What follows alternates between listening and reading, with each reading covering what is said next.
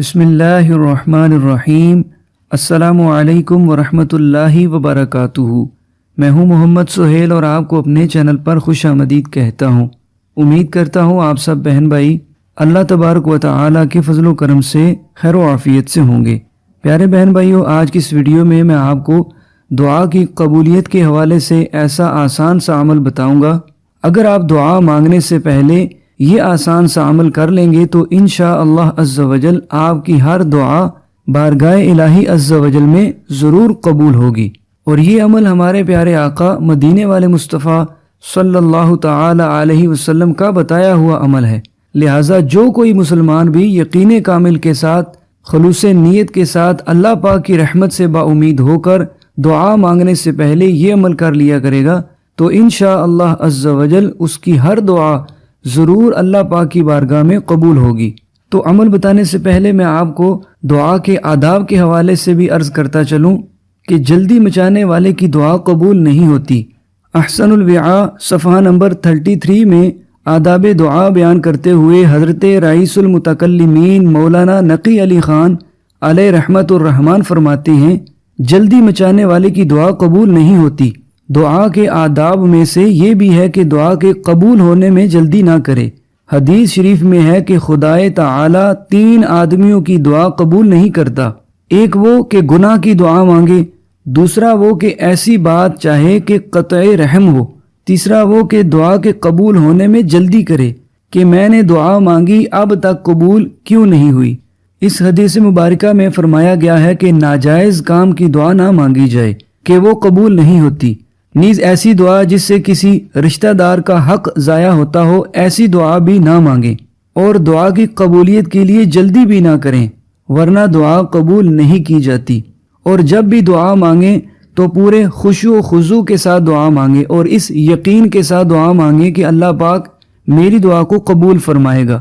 اور جب بھی دعا مانگیں تو پوری توجہ کے ساتھ دعا مانگیں کہ اللہ پاک غافل دلوں کی دعاؤں کو بھی قبول نہیں فرماتا۔ قبولیت دعا کے آسان عمل کی طرف بڑھتے ہیں جو حدیث مبارکہ میں آپ کو سنانے لگا ہوں۔ یہ حدیث مبارکہ سنن ترمذی شریف جلد نمبر 5 صفحہ نمبر 302 پر موجود ہے۔ حضرت سیدنا سعد رضی اللہ تعالی عنہ سے روایت ہے کہ نبی کریم صلی اللہ تعالی علیہ وسلم نے ارشاد فرمایا، حضرت ذوالنون یعنی حضرت یونس علیہ السلام نے مچھلی کے پیٹ میں یہ کلمات کہے، لا الہ الا انت سبحانک انی کنت من الظالمین۔ ترجمہ، کوئی معبود نہیں سوا تیرے، پاکی ہے تجھ کو، بے شک مجھ سے بھیجا ہوا۔ لہٰذا جو مسلمان ان کلمات کے ساتھ کسی مقصد کے لیے دعا مانگے اللہ تعالیٰ اس کی دعا قبول فرماتا ہے۔ یہ آیت مبارکہ پارہ نمبر 17 کے اندر موجود سورہ انبیاء کی 87 نمبر آیت مبارکہ ہے، اور اس کو آیت کریمہ بھی بولتے ہیں۔ یہ بڑی ہی برکتوں اور فضیلتوں والی آیت مبارکہ ہے۔ تو پیارے بہن بھائیوں، جب بھی آپ دعا مانگیں دعا مانگنے سے پہلے اس آیت مبارکہ کو چند مرتبہ پڑھ لیا کریں۔ اس کی تعداد بیان نہیں ہوئی، آپ جتنا ہو سکے جتنا آپ آسانی کے ساتھ اس آیت مبارکہ کو پڑھ سکتے ہوں دعا مانگنے سے پہلے آپ نے یہ آیت مبارکہ پڑھ لینی ہے، اور اس کے بعد آپ جو بھی دعا مانگنا چاہیں، جس بھی مقصد کے لیے دعا مانگنا چاہیں، آپ اللہ پاک سے یقین کے ساتھ دعا مانگیں، انشاءاللہ اللہ آپ کی دعاؤں کو قبول فرمائے گا۔ دعا مانگنے سے پہلے درود پاک کا بھی اہتمام کیا کریں۔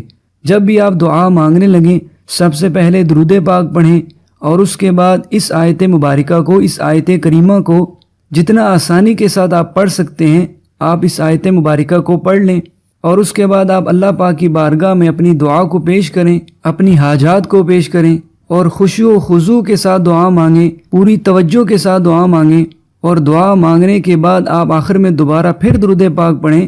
انشاءاللہ عز و جل جب آپ اس طریقہ کے مطابق دعا مانگیں گے اللہ تبارک و تعالیٰ کی بارگاہ میں آپ کی ہر دعا ضرور قبول ہوگی۔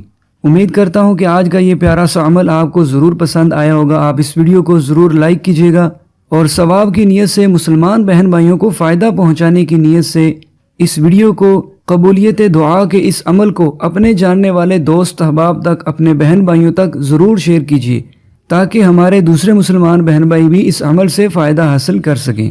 ویڈیو کو ضرور لائک کیجیے گا، اور مزید ایسی ہی ویڈیوز کے لیے اگر آپ نے ابھی تک چینل کو سبسکرائب نہیں کیا ہے تو چینل کو سبسکرائب کر کے بیل نوٹیفیکیشن کو آن کر لیجئے تاکہ مزید نئی ویڈیو آپ تک بآسانی سے پہنچتی رہیں۔